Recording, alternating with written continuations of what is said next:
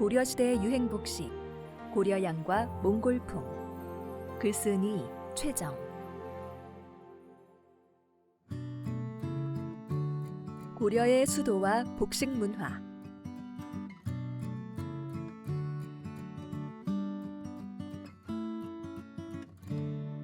고려의 왕도는 강화도로 잠시 도읍을 옮겼던 전란의 시기를 제외하면 개경이었고, 개경은 서경, 동경, 남경과 함께 삼경이라 불리며 행정의 중심이 되었다.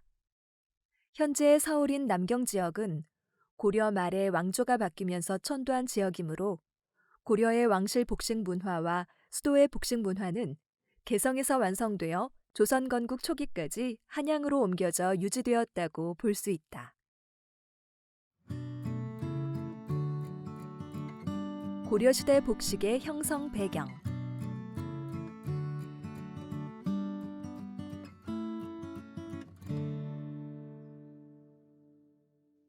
고려 초기의 복식 제도는 통일신라의 제도를 계승한 것이며 이후 송의 관복 제도가 혼합되며 고려의 것으로 완성되었다.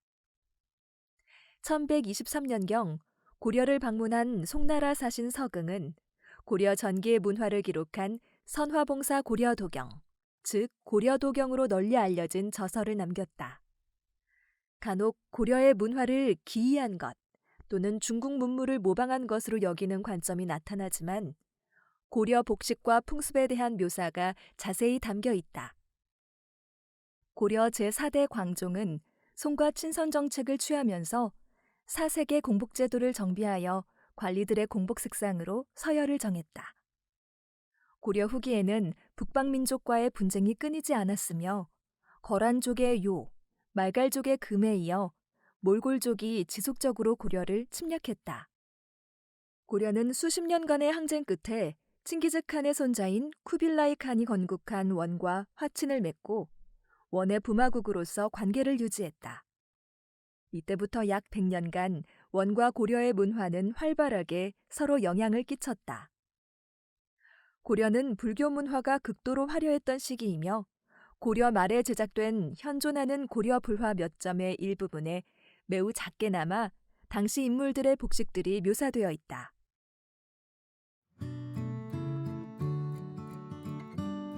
고려 남성 복식.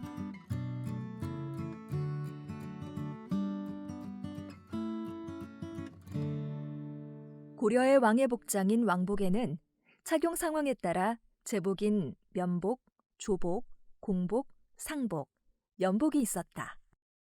왕의 제복인 면복은 느림줄 장식을 들이운 면류관과 각종 문장을 넣은 곤복으로 구성되며 이는 본래 한족 상류층의 대례복이자 제사용 복식이다. 고려 말 공민왕 제위기에 황제의 면복인 11유면 12장복을 새로 도입해 착용하기도 했으나 이후에는 등급을 낮추어 왕의 면복인 9유면 9장복을 착용하게 되었다. 조복을 보면 고려 전기에는 복두를 쓰고 대를 허리에 착용했는데 말기에는 원유관과 붉은 비단으로 만든 강사포를 착용했다. 미르카생 경변상도를 살펴보면 고려 왕의 운유관과 홍색포의 모습을 짐작할 수 있다. 공복을 보면 고려 전기에는 자주색 비단 공복인 자라공복에 옥대를 착용했고 말기에는 조복처럼 원유관의 강사포를 입었다. 상복은 가장 많이 입혀지던 것으로 일상 직무복에 해당되는데 고려도경에 의하면 고려 왕이 상복으로 검은색의 높은 모자인 오사고모를 쓰고 옅은 황색포인 담황포를 입었다고 한다. 고려 백관복, 즉 관리복은 왕복처럼 착용 상황에 따라 제복, 조복, 공복, 상복으로 나뉜다. 관리들의 제복은 착용자의 품계에 맞춰 면류관의 줄수와 곤복의 문양수를 다르게 하여 만든 면복이었다.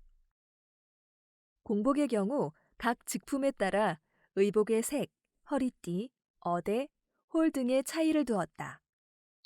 어대는 물고기 모양으로 제작하여 관직과 성명을 새긴 관리의 신분증이다. 공복 모자는 복두였고 옷은 둥근 깃의 달령이다. 공복달령의 색상은 중요한 계급 구분 수단이었으며 제4대 광종 제위기에는 자단 비녹, 제18대 의종 제위기에는 자비녹 색상의 공복제도를 만들어 서열을 구분했다. 예를 들어 고려 말의 불화 드장시황도에는 녹색 달령을 입은 관리가 묘사되어 있다. 관리들의 상복, 즉 평상 직무복 차림은 공복과 같았을 것으로 추정되고 있다. 고려 서민 남성들의 기본 복식은 검은색의 두건인 조건과 고려 특산물인 흰 모시로 만든 포차림이다. 왕과 관리들은 착용 상태에 따라 정해진 규정 복식을 착용했으나 쉴 때 입는 연거복은 일반 서민처럼 조건을 쓰고 백저포를 입었다. 그러나 왕과 관리의 연거복 재료는 서민의 것보다 질이 좋고 고가였다. 국립중앙박물관에서 소장 중인 고려 말 학자 이재현의 초상에는 흰색 심의에 검은 건을 쓴 차림새로 묘사되었는데 상류층의 연거복은 이와 유사한 모습이었을 것이다. 고려도경에는 의장을 담당하던 고려 전기의 군인들과 이직, 산원, 인리 등 하급 관리들의 복식에 대해서도 비교적 상세하게 기록되어 있으나 그림이 실린 부분이 아직 발견되지 않아 복식의 정확한 형태는 알 수 없다. 고려 말기에는 북방 이민족이 건국한 국가들과의 대립이 지속적으로 이어졌는데 복식에 가장 큰 영향을 끼친 것은 몽골족이 건국한 원이었다. 친원파였던 충렬왕은 세자 시절에 원에서 돌아올 때 개체변발 차림으로 입국하여 주위를 놀라게 했다. 개체는 거헐이라는 몽골어를 음역한 것으로 추정되는데 이는 이마에 머리를 좁게 남겨서 들인 몽골족 특유의 헤어스타일이다. 시간이 지나면서 고려의 친원파 경향 관료들과 상류층이 차츰 몽골식 복식을 입기 시작했다. 질소는 원 특유의 복식 풍습으로 각 연회마다 색상 규정을 두어 착용하여 일색복이라고 불렸던 연회복이다.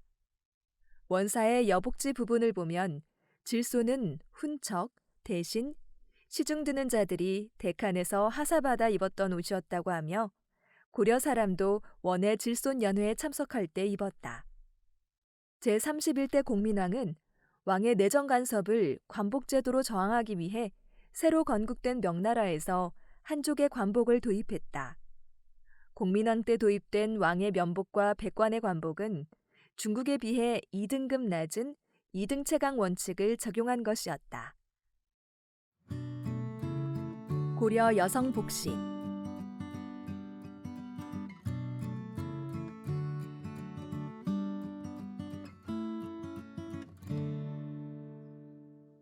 고려도경에 의하면 고려 전기의 왕비와 부인은 붉은색을 숭상해서 그림과 수를 더해 입었으나 서민 여성이 이런 차림을 하는 것은 엄격히 금지되었다고 한다. 고려 전기의 붉은색 직물과 자수 문양은 신분 높은 여성에게만 허락된 의복 재료였다. 고려도경은 고려 전기의 여성들이 고려의 특산물인 백저로 만든 의복을 입고 하의는 노란 비단 치마를 신분 구별 없이 즐겨 착용했다고 한다. 고려 전기의 귀부인은 감람빛 늑건을 메고 허리에는 오색 끈으로 금방울을 메어 가득 달기를 좋아했으며 향을 넣은 비단 주머니를 즐겨 찼다. 고려 전기의 귀부인들은 나들이 할 때 검은 라로 만든 고급 머리쓰개인 몽수로 몸을 가렸다. 몽수는 본래 머리를 가린다는 뜻이지만 고유명사화된 단어이다. 왕실의 시녀, 백성의 처, 여성 노비도 당시 유행하던 이 쓰개를 사용했으나 길이가 바닥까지 끌릴 정도로 길었기 때문에 불편하지 않게 정수리에 접어 올렸다. 고려도경을 보면 고려 전기 귀부인들은 통넓은 고를 입었는데 이는 생초 안감과 무늬 있는 비단인 문릉 겉감으로 만든 겹바지였다. 고려 후기에는 한동안 원의 공주들이 고려의 왕비가 되었고 몽골인이 선호하는 금찍물로 만든 의류들이 궁중 예물로 도입되었다. 고고관은 높게 솟은 장식이 달린 독특한 모양의 몽골 부인 모자인데 역시 원 황후가 궁중 예물로 보낸 복식이었다. 예물 복식의 도입 범위는 궁중에 한정되었으나 몽골 스타일의 소품과 장식은 민간 여성 복식에도 차츰 융화되어 일부는 조선시대의 복식으로 이어졌다.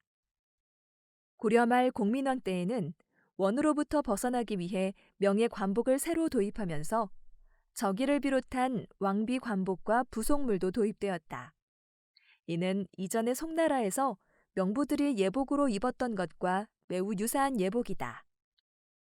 고려 여성들의 저고리는 고려 초기에 엉덩이선까지 내려오던 긴 저고리였으나 차츰 길이가 짧아지면서 허리에 대를 맬 수 없게 되고 고려 후기에는 아랫배에 닿는 길이가 되었다.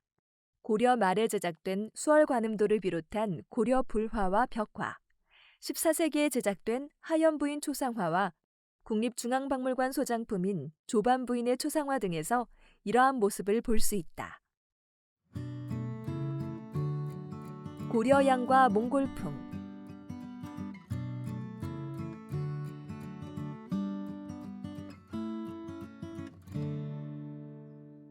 몽골 풍습과 복식은 한때 고려에서 유행하며 몽골풍이라 불리는 변화를 가져왔고, 원이 멸망한 후에도 모자 꼭대기가 둥근 발립과 철립 등이 몽골풍의 잔재로 복식 일부에 남아 이어졌다. 여성 복식에도 치마인 스란, 구슬장식, 댕기장식, 기타 세부의 몽골풍이 융합되었다. 족두리, 연지화장, 장도 차는 모습이 원나라의 영향을 받은 몽골풍이라는 설도 있다. 그러나 족두리는 원나라의 복식에 이와 비슷한 형태의 장식이 없었고, 연지화장은 고구려 시대부터 존재했으며 장도는 몽골에서만 차고 다닌 것이 아니므로 신중한 해석이 필요하다. 몽골 후기에는 원의 요구로 수많은 공녀들을 선발해서 보내야 했는데 이 때문에 원 궁중에서 고려양이라고 불린 풍습이 유행하기도 했다. 대표적인 것이 고려 출신 궁녀들이 유행시킨 짧은 길이의 겉옷 반비와 치마 차림이다.